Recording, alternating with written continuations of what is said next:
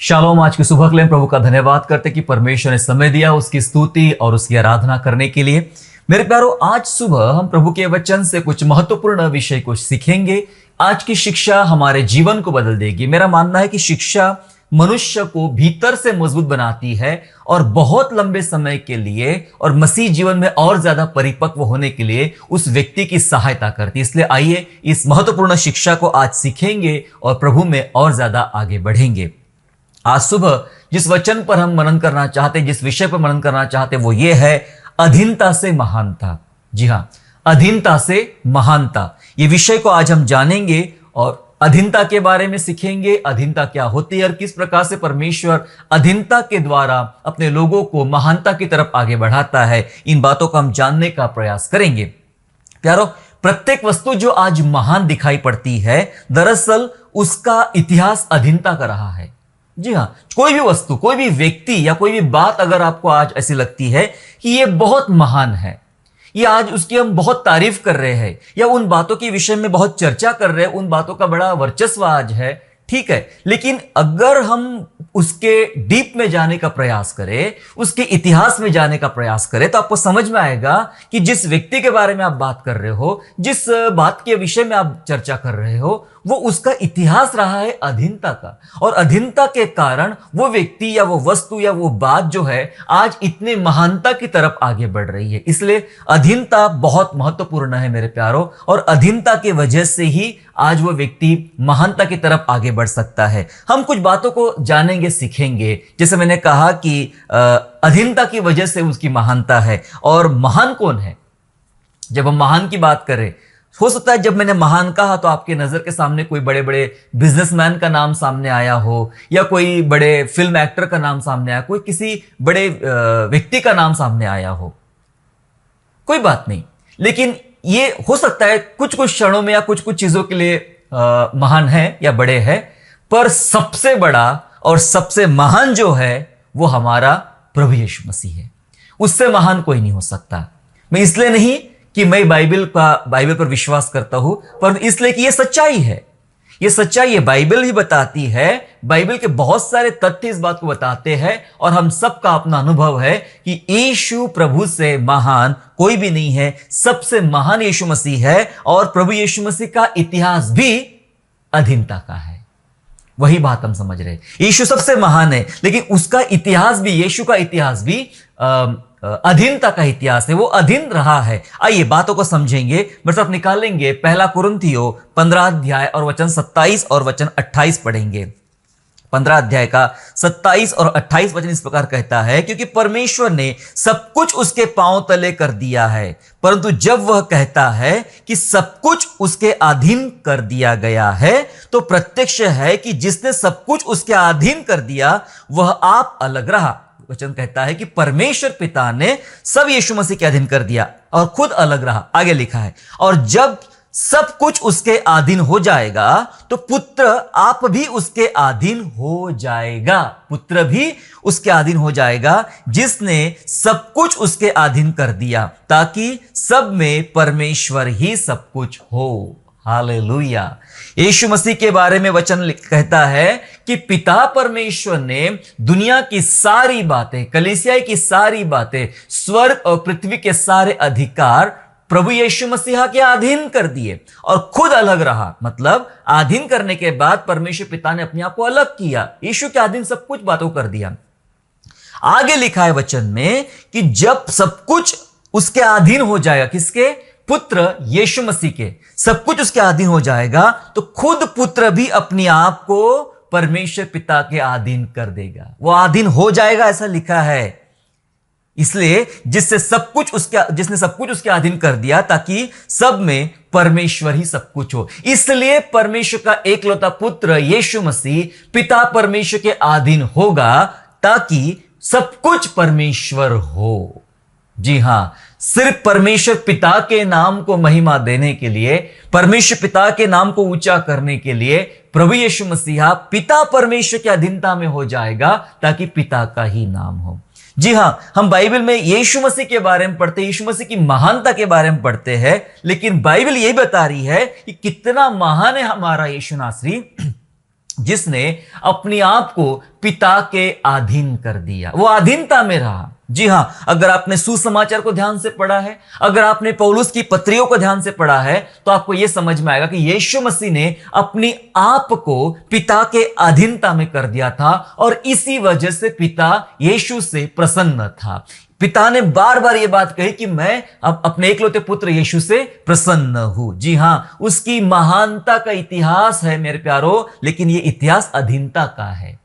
महान यीशु मसीह, लेकिन अधीनता की वजह से वह महान हुआ है। जब हमारा यीशु नासरी अधीन हो सकता है अपने पिता परमेश्वर के, तो हम क्यों ना हो अपने परमेश्वर पिता के अधीनता में, क्यों ना उसके साथ चले, क्यों ना उसके अधीनता में होकर परमेश्वर की सेवा करें। जी हां, यीशु के बारे में दूसरे नंबर पर महानता में नाम आता है सृष्टि का।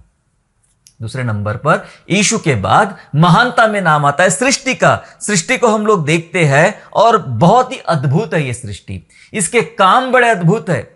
कई ऐसे किस्से सुनने को मिलते कि यहां तो इतने इतने दिन तक रात ही चलती है, इतने दिन सुबह ही चलता है, इतने टाइम स्नो गिरता है, यहां पर ऐसा होता है, वहां पर वैसा होता है, वहां बारिश ही नहीं होती है, वहां पे सूखा ही रहता है, वहां पे 12 महीने बारिश होती है। बहुत सारी चीजें इस सृष्टि में है, अनगिनत बातें हैं और बहुत ही ज्यादा उत्तेजित करने वाली रोमांचक बातें सृष्टि में पाई जाती है और इसलिए सृष्टि बहुत महान है।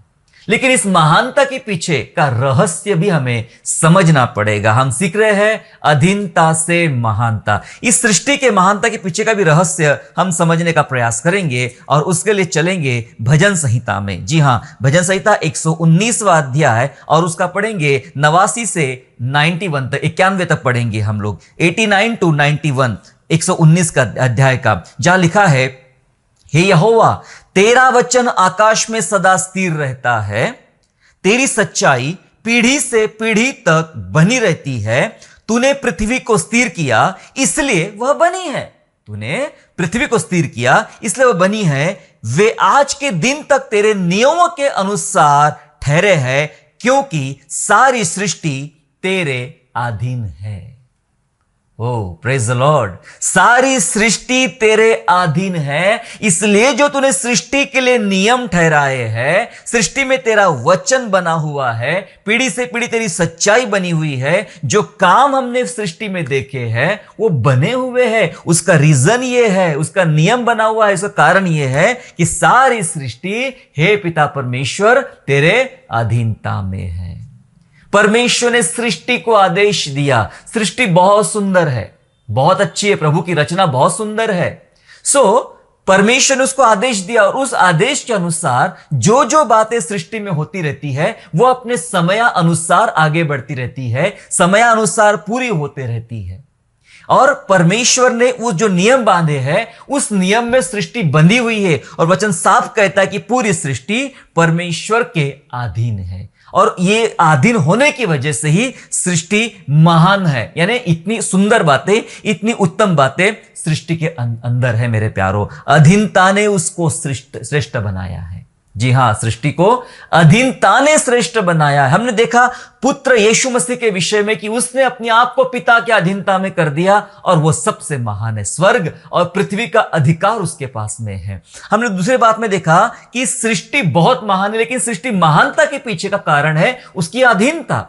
सृष्टि परमेश्वर के अधीन है, इस कारण वह सुंदर है। आज जरूरी है मेरे प्यारों की कलीसिया इस बारे में सोचे। आज मेरा यह संदेश बताने का तात्पर्य यह है कि कलीसिया शिक्षा में मजबूत हो जाए और विशेष रूप से आज हम अधीनता की शिक्षा के बारे में सीखने और समझने जा रहे हैं।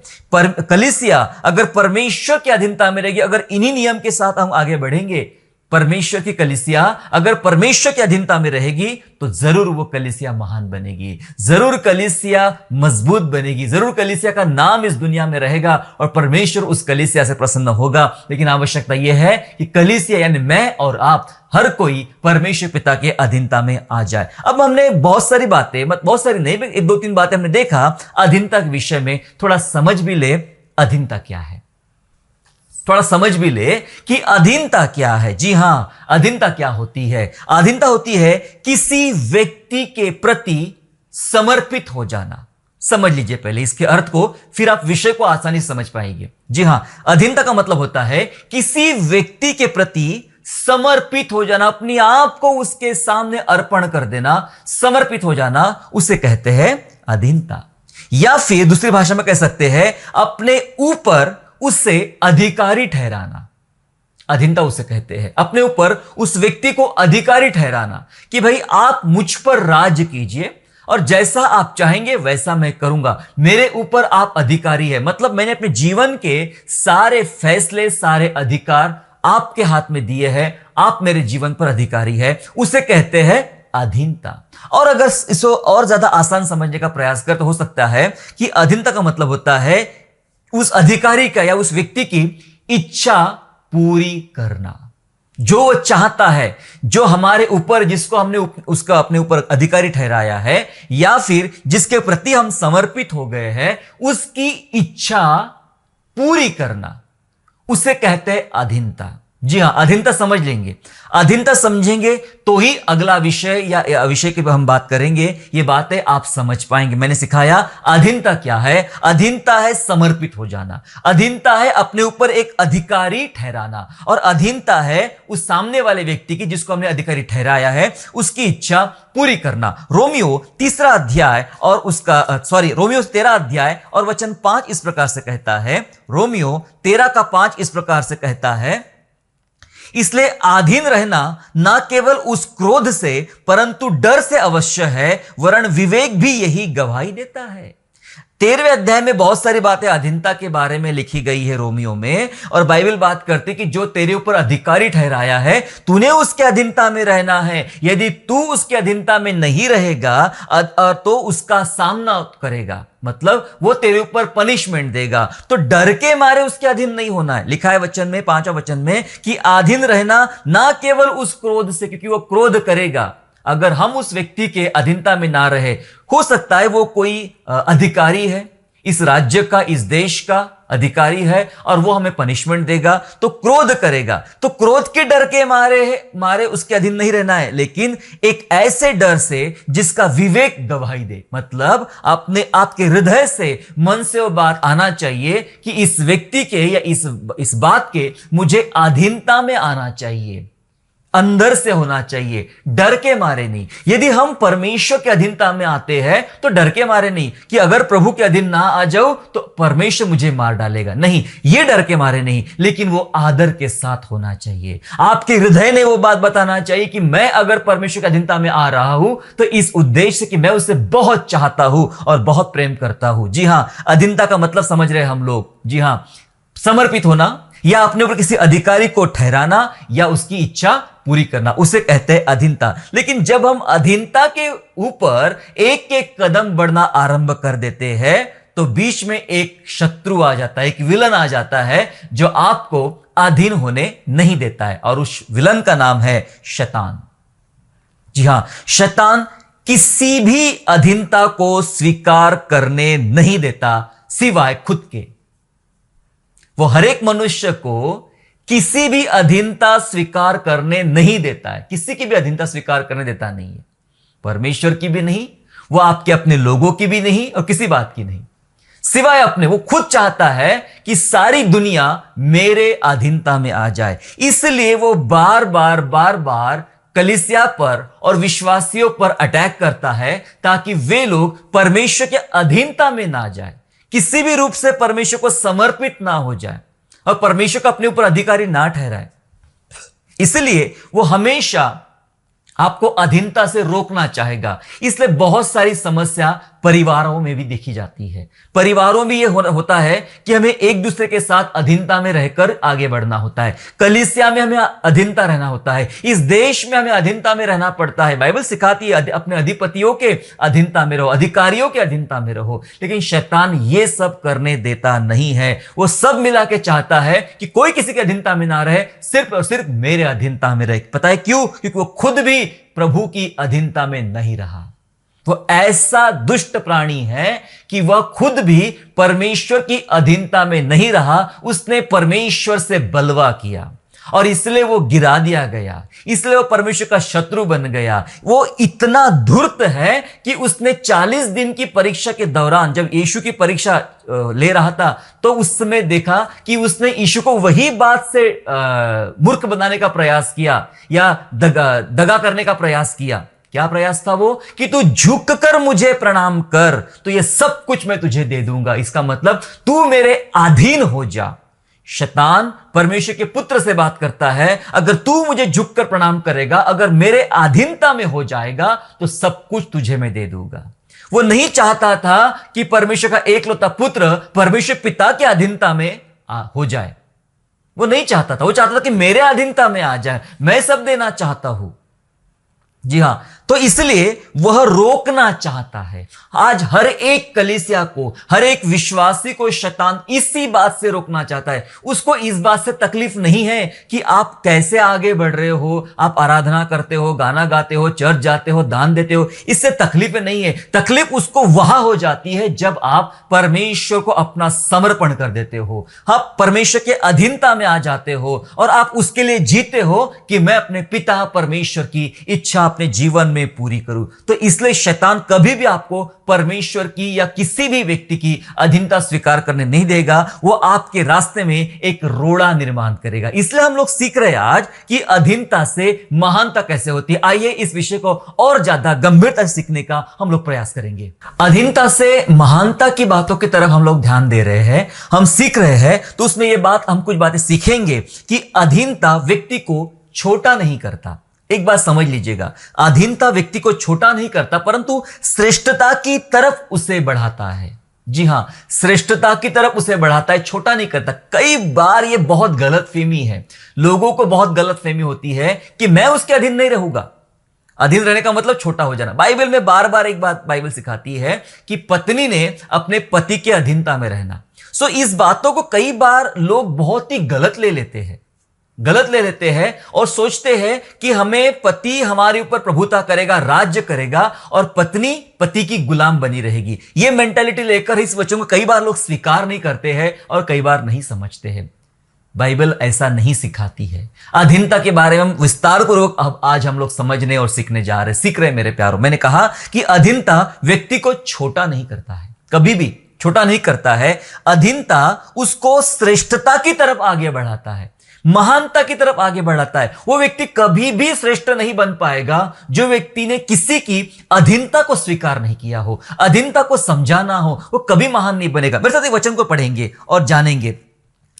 एस्तर की पुस्तक में चलेंगे हम लोग, एस्तर रानी की पुस्तक में चलेंगे और एस्तर की पुस्तक दूसरा अध्याय और वचन 20, दूसरे अध्याय का वचन 20 कुछ कहता है, सुनिएगा। और एस्तर ने अपनी जाति और कुल का पता नहीं दिया था क्योंकि मुर्दके ने उसको ऐसी आज्ञा दी थी कि न बताए। और एस्तर मुर्दके की बात ऐसे मानती थी जैसे उसके यहां अपने पालन पोषण के समय मानती थी। ये बात बहुत जबरदस्त है और ये कलीसिया को सिखाने जैसी बात है। यहां पर जिसकी हम बात कर रहे हैं ना, ये एक रानी है, रानी बन चुकी है। जी हां, एस्तर रानी बन चुकी है और कोई साधारण राजा की रानी नहीं है, विश्व के बहुत बड़े राजा की रानी है।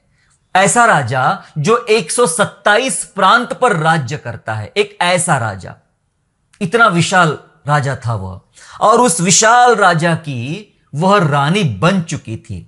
उसका बैकग्राउंड हम देखते हैं, चचेरी बहन थी मुर्दके की, उसके माता पिता ने तो मुर्दके ने उसको पाला पोसा बड़ा किया था, उसकी रक्षा की थी, उसके बारे में बताया था। लेकिन वो टाइम ऐसा था कि अपने आप में हम यहूदी हैं ये बातें जाहिर करना बड़ा कठिन समय था। इसमें परमेश्वर के बारे में ज्यादा बातें नहीं लिखी गई है।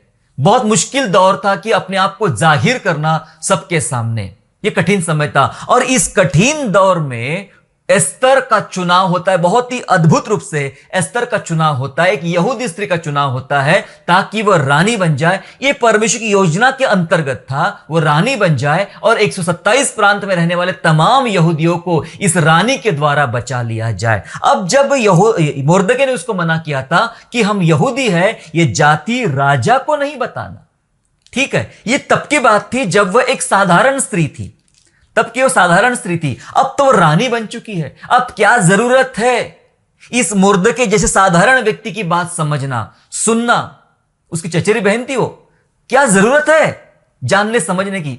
लेकिन बाइबल बात करती है कि एस्तर मुर्दके की बात ऐसे मानती थी, अंडरलाइन कीजिए अपने बाइबल में, एस्तर मुर्दके की बात ऐसे मानती थी जैसे उसके यहां अपने पालन पोषण के समय मानती थी। मतलब आज वो रानी बन गई है तब भी उसकी बात ऐसे मानती जैसे पहले भी माना करती थी। ये एस्तर की अधीनता दिखाई पड़ती है, एस्तर की अधीनता मुर्दके के प्रति दिखाई पड़ती है, और उस अधीनता की वजह से एस्तर ने वो महान काम किया और यहूदियों को बचा लिया और एक श्रेष्ठ रानी वो बन जाती है अपने राजा की नजर में।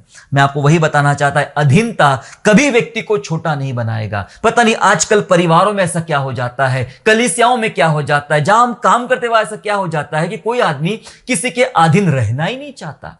जिन्होंने उसको पाला पोसा, बढ़ाया, सिखाया, समझाया, हाथ पकड़ के चलना सिखाया, बाइबल की बातें सिखाया, परमेश्वर के बारे में सिखाया, सब कुछ सिखाया, और वो व्यक्ति एक दिन बोलता है वो उसी की सुनना नहीं चाहता है। ये कौन सी अधीनता है?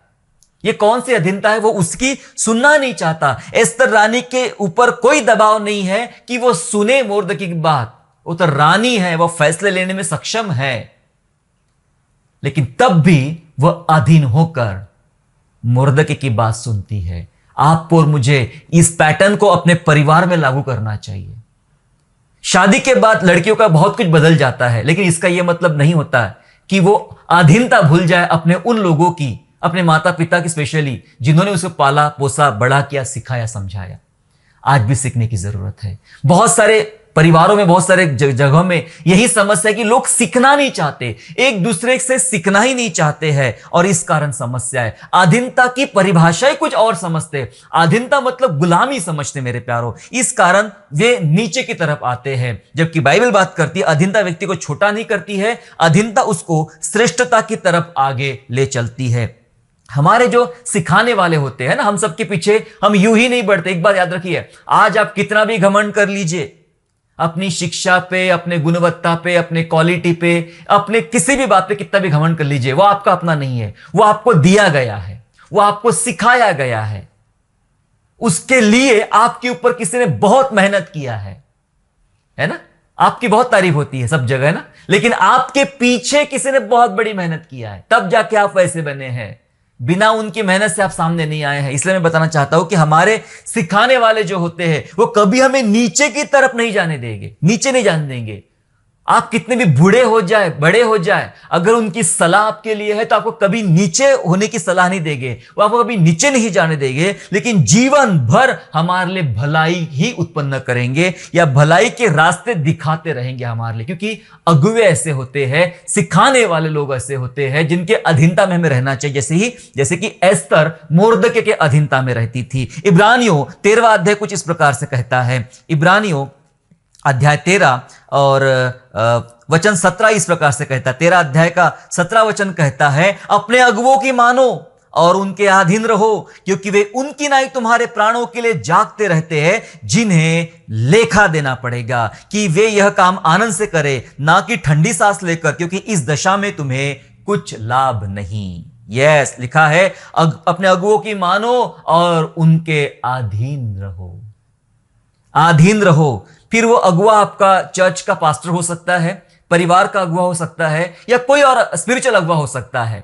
यस, ऐसा लिखा है कि अगुओं की मानो, क्योंकि वो जागते रहते हैं तुम्हारे प्राणों के लिए, उन्हें लेखा देना पड़ेगा।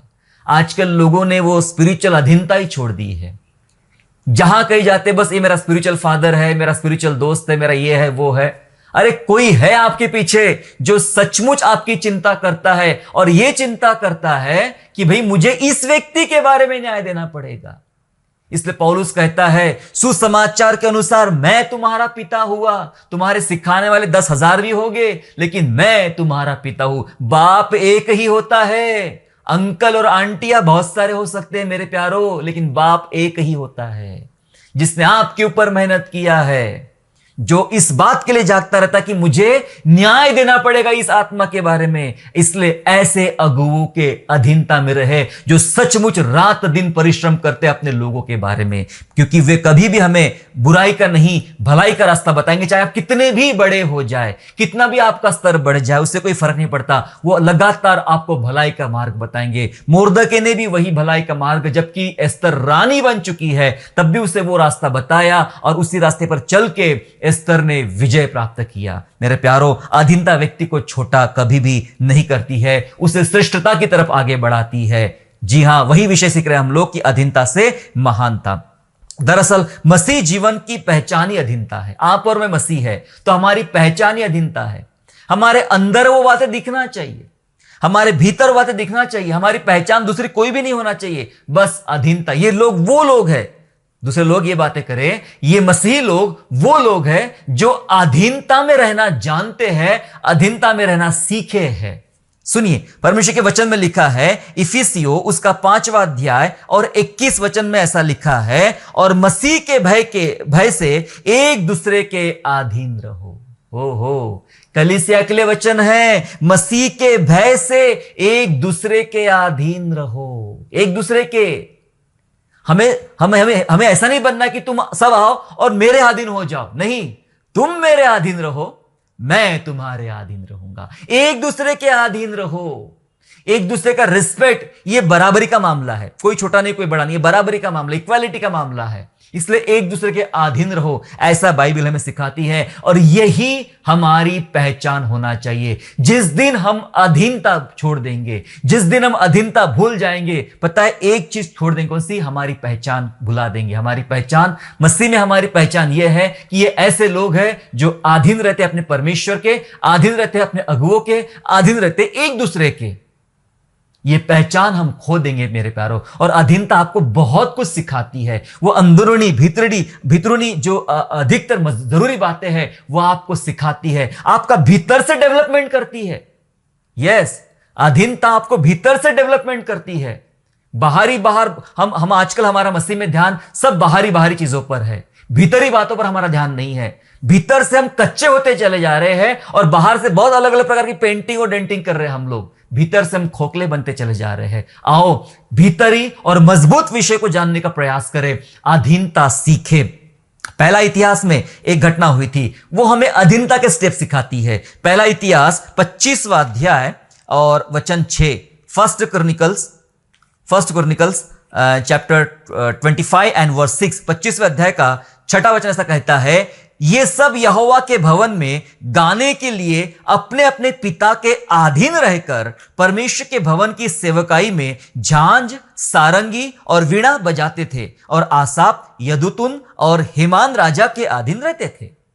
ये उस समय की बात है जब दाऊद बूढ़ा हो गया, और बूढ़ा होने के बाद में दाऊद ने और सेनापतियों ने स्पेशली आसाफ, हेमान और यदुतुन के पुत्रों के लिए सेवकाई के लिए योजना बनाई कि इनके बच्चों में से लोग चुने जाएंगे और उनको विभिन्न प्रकार की सेवकाई दी जाएगी। और ये 3 लोगों के जो नाम मैंने बताए हैं, इनके बच्चों को वो सेवकाई दी गई। और बाइबल बात करती है कि ये, देखो ध्यान से पढ़ना बच्चों को, ये सब यहोवा के भवन में गाने के लिए गए, अपने अपने पिता के अधीन रहकर परमेश्वर के भवन में सेवकाई की। क्या लिखा है? अपने अपने पिता के अधीन रहकर। ये वो जवान हैं, ये वो बच्चे हैं जिन्होंने अधीनता सीखी है दाऊद राजा के दरबार में। अपने अपने पिता के अधीनता में होकर उन्होंने परमेश्वर की सेवकाई की। सेवकाई के अलग अलग कारण बताए, यहां पे रास्ते बताए कौन से को सेवा किया। और आगे लिखा है कि ये 3 लोग, आसाफ, यदुतुन और हेमान, ये लोग राजा के अधीन थे। यस, ये बच्चे जिन सेवा कर रहे थे, ये अपने अपने पिता के अधीन थे। उनके पिता राजा के अधीन थे और राजा परमेश्वर के अधीन था। हालेलुया। अधीनता के स्टेप सही है। ये मत सोचिएगा कि मैं अधीन हूं लेकिन मैं किसी के अधीन नहीं रहूंगा, मेरे अधीनता में सबको रखूंगा और मैं किसी के अधीनता में नहीं रहूंगा, यह मत सोचिए। जी हां, ये स्टेप्स है। हमें एक दूसरे के साथ अधीनता में रहना। हमने क्या पढ़ा बाइबल में कि मसीह के भय के साथ एक दूसरे की अधीनता में रहो। हमें अधीनता में रहना पड़ेगा और यह हमारी पहचान है मेरे प्यारो। स्टेप्स होना चाहिए, हमने एक दूसरे के अधीनता में रहना चाहिए। हमने लोगों को, दूसरों को अपने अधीनता में रखा है, तो हमने भी किसी के अधीनता में हो जाना चाहिए। हालेलुया। तब आप अपने जीवन में वो ऐसी उत्तम बातें देखोगे जो परमेश्वर आपको सिखाना चाहता है। ये बातें बहुत अद्भुत है। मुझे पता है ये बातें सुनने में, समझने में थोड़ी कठिन भी है, समझ में भी नहीं आ रही बहुत सारे लोगों को, मैं जानता हूं, क्योंकि ये बहुत अद्भुत बातें हैं। ये भीतर के लिए है, ये बाहरी कामों के लिए नहीं है, बाहरी चीजों के लिए नहीं है ना। ये वो साबुन नहीं जिसके बारे में जो हीरो हीरोइन टीवी पर आकर बेचते हैं कि ये साबुन लगाओगे तो आप सुंदर हो जाओगे, साफ हो जाएंगे। भाई साहब 10 मिनट में आप गंदे हो जाओगे। नहा तो लो एक बार, आप 10 मिनट में गंदे हो जाओगे। ये ऊपर ऊपर साफ नहीं करता है। लेकिन हमारा जो परमेश्वर का वचन है और स्पेशली वचनों की शिक्षा आपको भीतर से मजबूत बनाएगी। थोड़ी देर के लिए थोड़ा आपको तकलीफ देगा, समझ में भी नहीं आएगा, कठिन भी लगेगा, लेकिन अगर आपने समझ लिया तो इसका असर बहुत लंबे समय तक आपके व्यक्तिगत जीवन में दिखाई पड़ेगा। इसलिए अधीनता के बारे में जो आज हम सीख रहे हैं, यह अधीनता जरूरी है और यही अधीनता आपको महानता की तरफ, एक श्रेष्ठ व्यक्ति की जैसा आपको बनाएगी। पहले आपको अधीनता सीखना पड़ेगा। आखिरी कुछ बातें, 2 बातें बता के मैं खत्म करना चाहता हूं। जब हम बात सेवकाई की करते हैं, सेवकाई की बात करते हैं, तो सेवकाई में अधीनता जरूरी है। सुन लीजिएगा, सेवकाई में अधीनता जरूरी है और बिना अधीनता की सेवकाई, पता है, शैतान के लिए दरवाजा खोल देती है। अगर आप बिना अधीनता की सेवकाई करोगे तो वो शैतान के लिए दरवाजा खोल देगी। कुछ बात को पढ़ेंगे और समझेंगे फिर हम लोग। अब 1 कुरिन्थियों 16वां अध्याय निकाल ले। 1 कुरिन्थ 16 अध्याय 15 और 16 वचन उसका पढ़ेंगे। 16 अध्याय का 15 16 वचन ऐसा कहता है, हे भाइयों, तुम स्तिफनास के घराने को जानते हो कि वे अखाया के पहले फल है और पवित्र लोगों की सेवा के लिए तैयार रहते हैं। सो मैं तुमसे विनती करता हूं कि ऐसों के अधीन रहो, वरन हर एक के जो इस काम में परिश्रमी और सहकर्मी है। पौलुस बात कर रहा कलीसिया से कि स्तिफनास के घराने से सीखो, वो पवित्र लोगों की सेवा के लिए सदा तैयार रहते हैं। और तुमने क्या करना चाहिए? तुमने ऐसे परिवारों के या ऐसे लोगों के अधीन हो जाना चाहिए। और लिखा है ना केवल ऐसों के, परंतु जो लोग प्रभु में परिश्रम कर रहे हैं और मेरे सहकर्मी हैं, ऐसे लोगों के तुमने अधीनता में आ जाने की जरूरत है। जी हां, हमें अधीनता के लिए कुछ ऐसे परिवार होना चाहिए, ऐसे कुछ लोग होना चाहिए, ऐसे कोई विश्वासी होना चाहिए जहां हम माने कि मैं अपने आप को उसके अधीनता में कर देता हूं और उसके अधीनता में करके मैं अपनी सेवकाई को आगे बढ़ाऊंगा। पर आजकल लोग वैसा नहीं चाहते हैं, इसलिए शैतान के लिए कई दरवाजे खुल जाते हैं जब लोग अधीनता में नहीं जीते हैं। आजकल इंडिपेंडेंट चर्च का जमाना है, इंडिपेंडेंट चर्च का संस्कृति चलती है। आजकल सब लोग सब जगह चर्च खुल रहे हैं, चर्च तैयार हो रहे, छोटे छोटे ग्रुप तैयार हो रहे हैं, छोटे छोटे पास्टर तैयार हो रहे हैं और सब इंडिपेंडेंट चर्च। कोई किसी के अधीनता में रहने के तैयार नहीं है, सब इंडिपेंडेंट चर्च होना चाहिए। इंडिपेंडेंट चर्च कोई बुरी बात नहीं है, अच्छी बात है। लेकिन मैं आपसे एक सवाल पूछता हूं, क्या आप एक नई कलीसिया है? क्या आप एक नए पास्टर है, नए अगुवे हैं? अभी अभी आपने वचन की कुछ थोड़ी मोटी छोटी मोटी शिक्षाएं आपने सीखी है और आप सेवकाई में आगे आए हो और आपने अपना ग्रुप स्टार्ट कर दिया है। आपके पास 10 लोग हैं, 15 लोग हैं, 20 लोग हैं, आपने अपना समूह स्टार्ट कर दिया, आप इंडिपेंडेंट चर्च हो, कोई बात नहीं। लेकिन आपको जरूरी यह है कि इस शुरुआती दौर में आप किसी के अधीनता में आ जाए। किसी बैनर के अधीनता की बात नहीं कर रहा हूं, किसी पैसों की अधीनता की बात नहीं कर रहा हूं, अपने लाभ के लिए बातें नहीं कर रहा हूं। इसके लिए ताकि एक धर्मी के द्वारा, एक अनुभवी के द्वारा मैं सीख पाऊं सेवकाई के बहुत महत्वपूर्ण कार्य, सेवकाई सीख पाऊं, लोगों के बीच में सेवा कैसे की जाती है। क्योंकि आपको जितना आता है आप उतना ही बताओगे, लेकिन उनका भविष्य क्या? कई सारे अगुवों ने कई नए कलीसियाओं का भविष्य खराब कर दिया है, उन्हें अच्छे विश्वासी नहीं बना पाए हैं। उसका कारण यह है क्योंकि वो खुद भी ज्यादा कुछ नहीं जानते थे। यदि किसी के अधीनता में होकर सीखते, 5 साल 10 साल आप रहिए अधीनता में, सीखते रहिए, तब जब आप योग्य बन जाए, सक्षम बन जाए, तब आप इंडिपेंडेंट चर्च की बात कर सकते हैं। लेकिन यदि आप नए हैं तो अधीनता में आ जाइए। नए लोगों को, नए विश्वासियों को, नए अगुओं को, नए कलीसिया को बहुत जरूरी है कि किसी के अधीनता में आए। आप अपोलोस के बारे में जानते हैं, अपोलोस को मदद करने वाले अक्विला और प्रिस्किल्ला थे। इन्होंने मदद किया, ट्रेनिंग दिया, सहायता किया और उस कारण वो व्यक्ति एक बहुत अच्छा अगुआ बन गया। वो अक्विला प्रिस्किल्ला के अधीनता में था। और यहां स्तिफनास के घराने के बारे में बताया गया, तुम ऐसे घराने के अधीनता में तुमने हो जाना चाहिए। हालेलुया। यस मेरे प्यारो, अधीन होना है, और अधीनता यीशु के स्वरूप हमें बनाती है। जैसा वो प्रभु यीशु है, जैसा सोचता है, जिस प्रकार से कार्य करता है, वैसा व्यक्ति बनाएगी हमें अगर हम अधीनता में आगे बढ़े। यस, अधीनता सीखे। और भी बहुत सारी बातें हैं, पर मैं यहां समाप्त करना चाहता हूं। कुल मिला के एक बात मैं बताना चाहता आपको कि अधीनता की वजह से यदि आप अधीनता सीखोगे तो यही अधीनता आपको एक श्रेष्ठ व्यक्ति की तरफ आगे बढ़ाएगी, महानता की तरफ आगे बढ़ाएगी। क्या आपके जीवन में अधीनता है? प्रार्थना करने से पहले मैं आपसे एक सवाल पूछना चाहता हूं। क्या आपके अंदर अधीनता है अपने परमेश्वर के प्रति? क्या आपके अंदर अधीनता है अपने अगुवों के प्रति? क्या आपके अंदर अधीनता है अपने परिवारों के प्रति, अपने परिवार के लोगों के प्रति? क्या आपके अंदर अधीनता है अपने विश्वासियों के प्रति, एक दूसरे के प्रति? यदि ऐसी अधीनता है तो परमेश्वर आपको ऊंचा उठाएगा। नम्र बनो, मैं तुम्हें शिरोमणि बनाऊंगा, परमेश्वर के वचन का वादा है मेरे प्यारो। हालेलुया। आइए, अगर अधीनता नहीं है, आप अधीन नहीं हो पा रहे हो, तो आज प्रभु से मदद मांगे, प्रार्थना करें और आओ हम परमेश्वर की अधीनता में हो जाए। अधीनता में होकर देखिए कैसे हमारे लिए अद्भुत और सुंदर और बड़े बड़े मार्ग खुलते हैं। आइए हम लोग प्रार्थना करेंगे। पिता, हम यीशु मसीह के नाम से आपका धन्यवाद स्तुति करते प्रभु। आप अति महान सामर्थी परमेश्वर यीशु राजा, और प्रभु जी आपने हमें अधीनता सिखाया। प्रभु जी ये अधीनता का पाठ हमने पढ़ा पिता परमेश्वर, आपका हम धन्यवाद करते प्यारे पिता परमेश्वर। धन्यवाद प्रभु जी, हम विनती करते कि हम आज के बाद अधीनता में रहे, अपने परमेश्वर पिता की अधीनता में रहे। हमारा उद्धारकर्ता प्रभु स्वयं अपने पिता परमेश्वर की अधीनता में रहा प्रभु, तो हम क्या है प्रभु? हमें भी सिखा कि हम किस प्रकार से अधीनता में आ सकते हैं और परमेश्वर पिता आपकी सेवा कर सकते हैं। हम अपने जीवनों में बहुत सारी बातों में निचलापन देखते, छोटापन देखते प्रभु जी, कि हम उठ नहीं पा रहे, लेकिन हमें सिखाइए, हमें अधीन होना सिखाइए पिता, कि जिसके जरिए पिता परमेश्वर हम अधीन होकर प्रभु में बड़े व्यक्ति बन सके, ऊंचे उठ सके, अपने पिता के नाम को ऊंचा कर सके। धन्यवाद करते, हमें सिखाइए, अपनी महिमा कराइए। धन्यवाद स्तुति करते हैं, धन्यवाद के साथ उद्धारकर्ता प्रभु यीशु मसीह के नाम से प्रार्थना मांगते हैं, आमेन। आशा करता हूँ आज के संदेश के द्वारा आपने आशीष प्राप्त किया है। यदि सचमुच आपने आशीष प्राप्त किया है तो इस संदेश को दूसरों के साथ शेयर कीजिए, और हमारे दूसरे भी संदेशों को सुनने के लिए हमारे चैनल को सब्सक्राइब करें और नोटिफिकेशन के लिए बेल आइकन को दबाइए। और हाँ, यीशु पर विश्वास करना ना छोड़े, वो आपको आशीषमय स्थानों की ओर आगे ले जाएगा। God bless you all.